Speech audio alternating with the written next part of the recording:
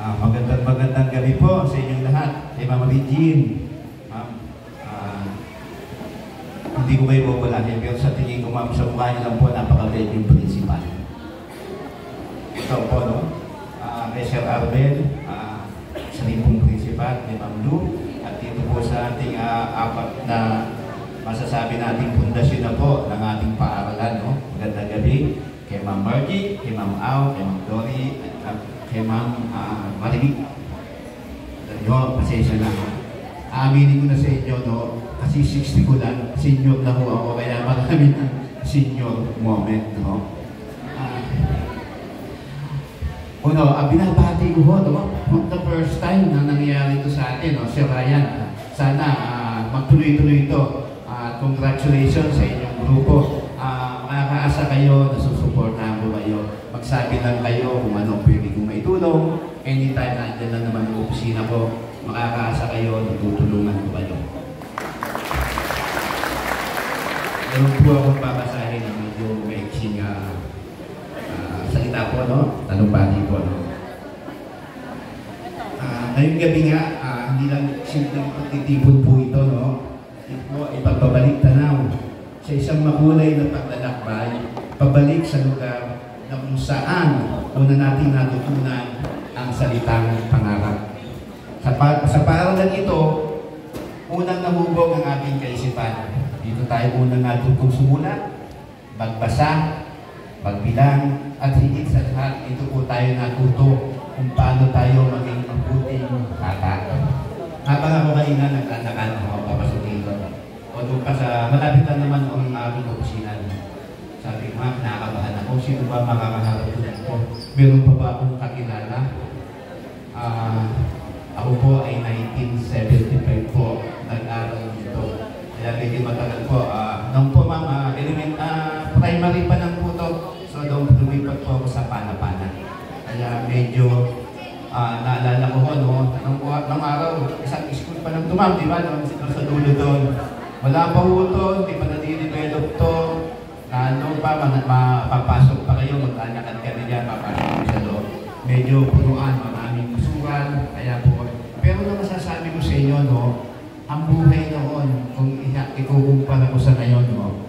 Simple, pero mas masaya. Kasi ano nangyayari ngayon, ang kabataan natin ngayon, kahit saan, minsan nga ho tayo, kahit tayong pamilya, pupunta tayo sa kainan linggo. Alam nyo, nasa kainan tayo, ano po ang hawak ng bawat isa? Cellphone.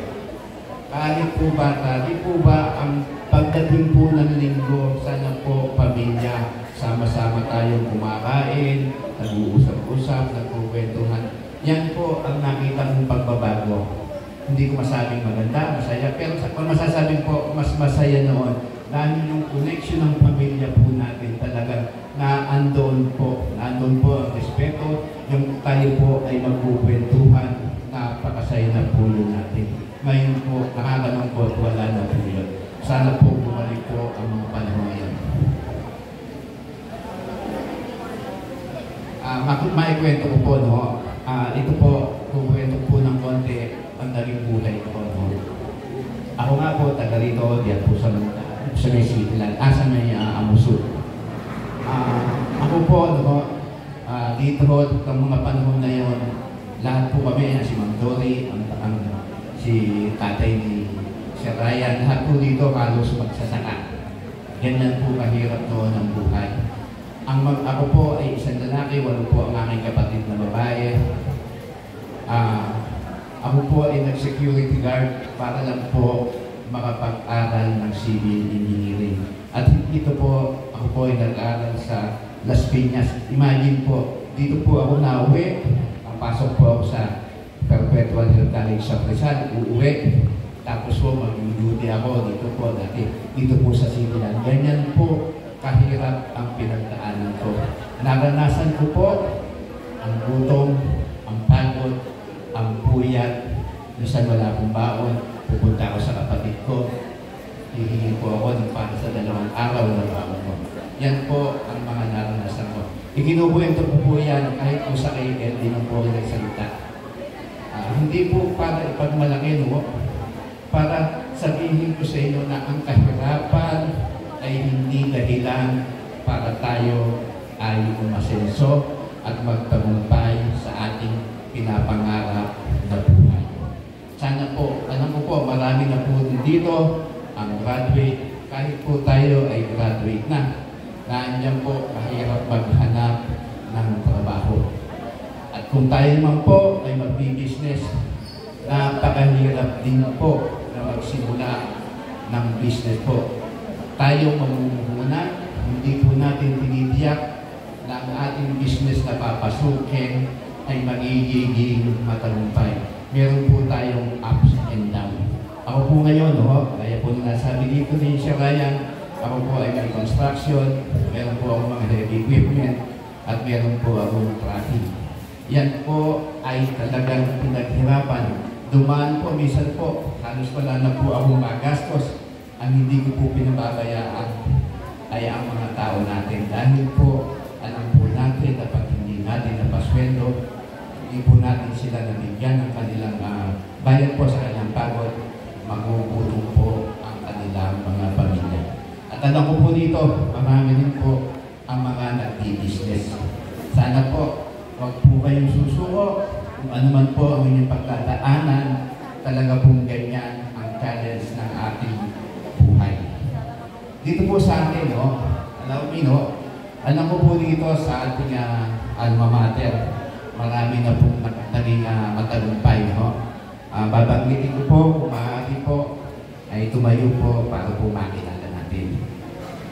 At ito po, pasensya na kayo, ang nag-research po dito, si Sir Ryan, kung meron pong hindi mababanggit, sabi lang po. Sa larangan po ng ating nandito pa si Jail Officer Juanito Ubal. Yan po, produkto po ng ating paaralan. Police Officer Norman Crucis. Wala. Meron pong financial and health advisor po tayo, si Jesusin Tagle Bellador. Nandito po ba? Pamangkin ko po yan. Meron po tayo sa motor tricycle transport, Ruel S. Hina. Nandito po ba? Christian Aliswat. Parang nahiyang magpunta dito, no? Jefferson Tenorio and Jess Victor Mendros. Parang nahihiya po sila, no? Meron po tayong delivery rider, si Archie Ogario, si Marvin Sinporso, at meron po tayong entrepreneur, si Mary Grace Ticlabe, nandito po. Congratulations po, mabuhay po kayo. At nandito po si Robert Signo, kamag-anak ko po. Congratulations.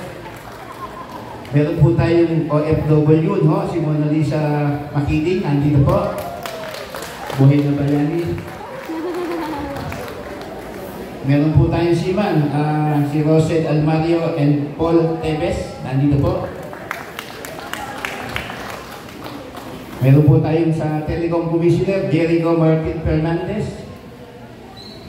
Wala po. Ito po, well-known po sa atin. School principal po, si Ryan C. Villanueva. Malapit ang mamagana. Congratulations, sir. Meron po tayong public school teacher, Mary Jane Rivera, Jonathan Castro, and Snowbell Panis. Ano po? Mabuhay po kayo. Kayo po ay ang magtuturo sa ating mga kabataan para po umundad at matuto, lumaban sa pang-araw-araw nating buhay. Meron po corporate planning and business development. Head si Arian Johan Hansag. Congratulations. Customer service, John Mark Isola, Rose Ann Amores, Jerome Gonzaga, Jesser Villasir, and Jemer Jan Jesus. Nandito po sila.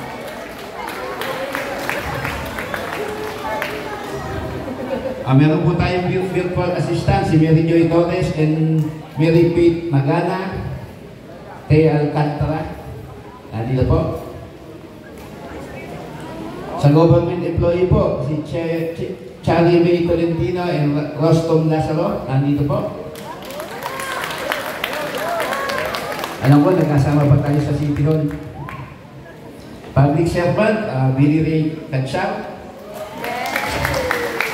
Inawat po natin si Liana Crisel Ramirez at saka si Samantha Legardo, yun po ating mga SK. Pagpatuloy nyo ang paglilingkod sa ating mga kabataan.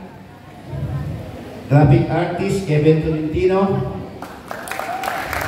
Congratulations. Accountant Ginsan Tolentino. Public Attorney D.V. Bombesa. Attorney, bahala ka na sa kaso namin. Electrician Jonathan Mabunga. Physiotherapist Nesselin Joy Ramirez. Microbiologist Quality Control Manager Christine Katsaw Balana. Pamangkin ko to.